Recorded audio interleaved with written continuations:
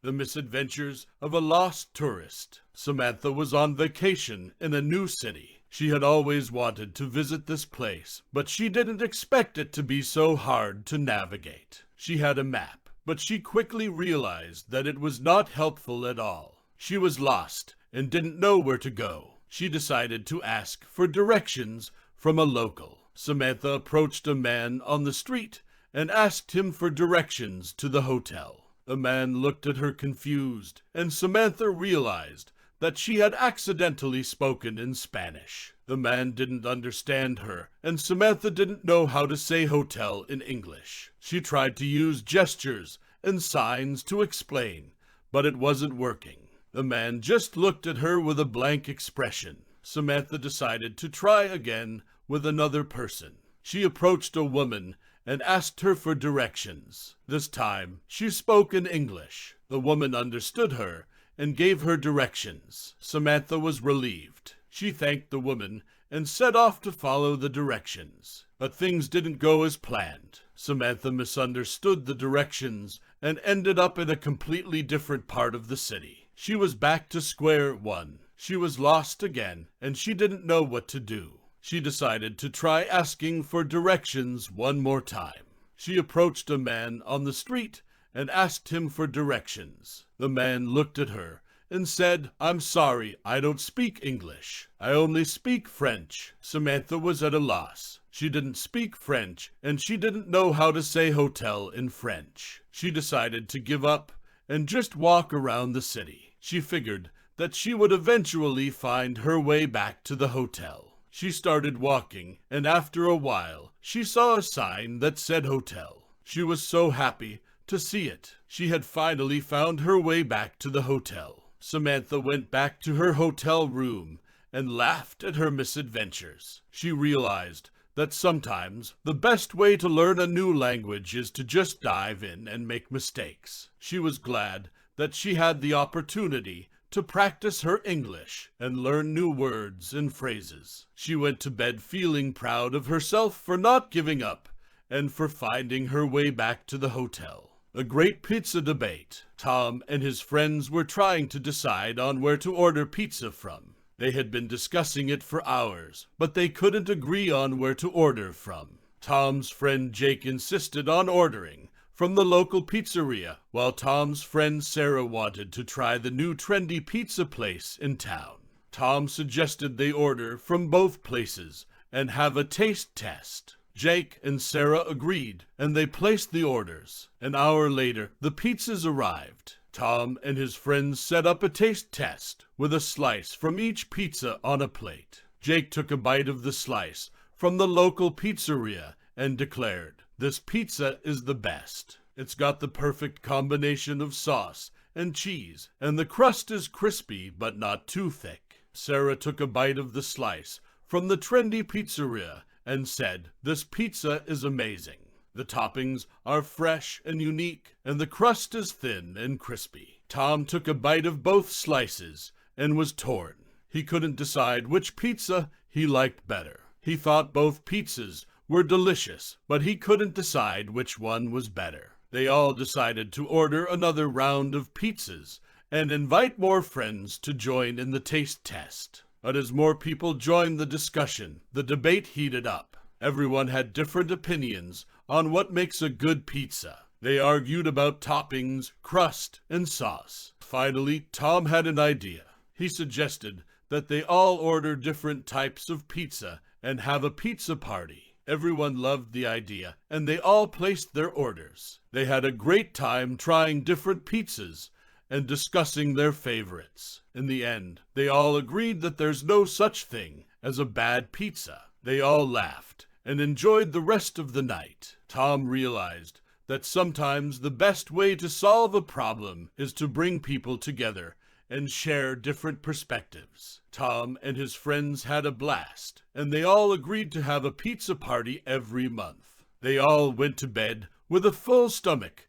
and a smile on their faces. The case of the missing socks. John was having a terrible day. He woke up late, spilled coffee on his shirt, and to make matters worse, he couldn't find his socks. He searched his room, but they were nowhere to be found. He was running late for work, and he couldn't leave the house without socks. John decided to ask his roommates if they had seen his socks. He knocked on his first roommate's door and asked, "Excuse me, have you seen my socks?" His roommate looked at him confused and said, "I'm sorry, I don't understand." "What do you mean by socks?" John realized that he had used the word socks instead of the more common term stocking, and quickly corrected himself. His roommate laughed and replied, "Oh, now I get it, stocking. No, I haven't seen them, sorry." John went to the next room and asked the same question. His other roommate, who was still half asleep, mumbled socks. "What are you talking about?" John repeated himself,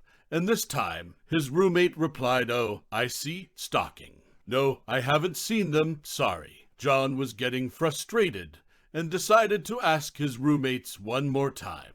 He went to the kitchen and asked his last roommate, who was making breakfast, "Excuse me, have you seen my socks?" His roommate looked at him and said, "Oh, you mean your stocking." "No, I haven't seen them, sorry." John couldn't believe it. He had searched his room and asked his roommates, but his socks were still missing.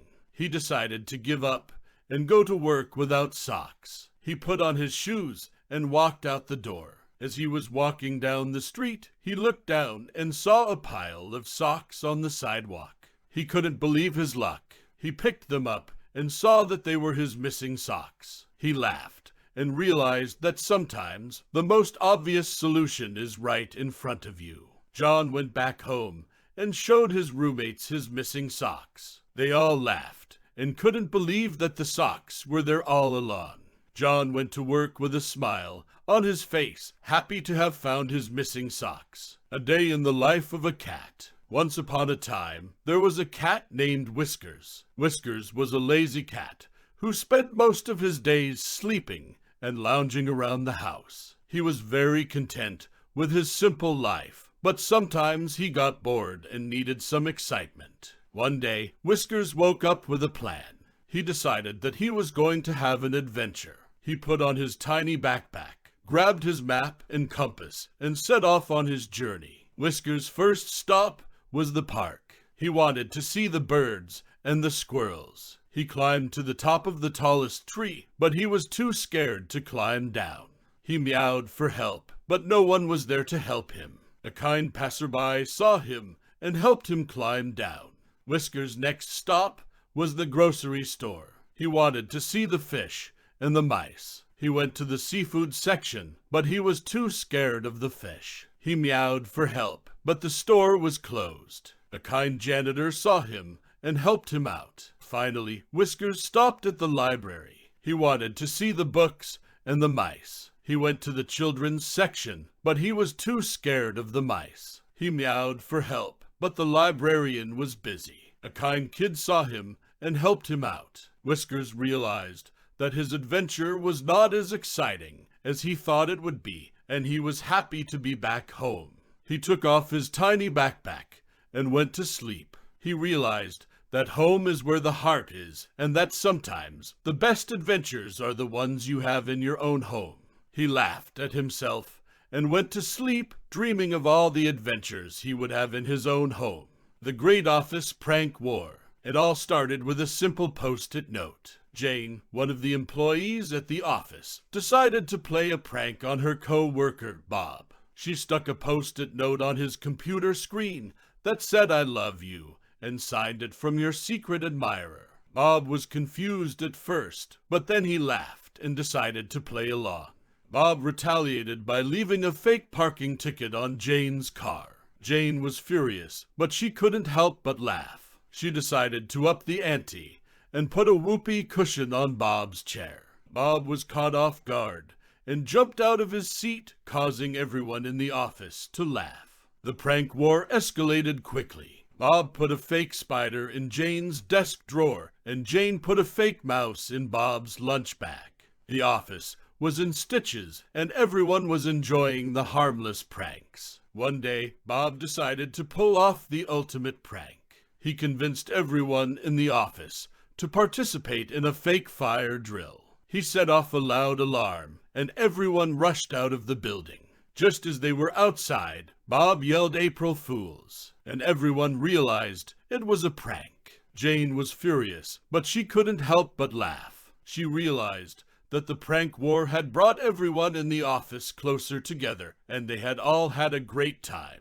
She decided to call a truce, and they all went back to work with a smile on their faces. From that day on, the office was filled with laughter and good-natured pranks. The employees bonded over the silly pranks, and the office atmosphere was filled with positivity. The prank war may have ended, but the fun and laughter continued in the office. Thank you for joining us on our storytelling journey. We hope you enjoyed the stories and that they brought a smile to your face. Remember, stories have the power to transport us to different worlds, teach us valuable lessons, and bring us closer together. We'll be back with more stories next time, so don't forget to subscribe to our channel and hit the notification bell so you never miss a story. Until next time, happy listening.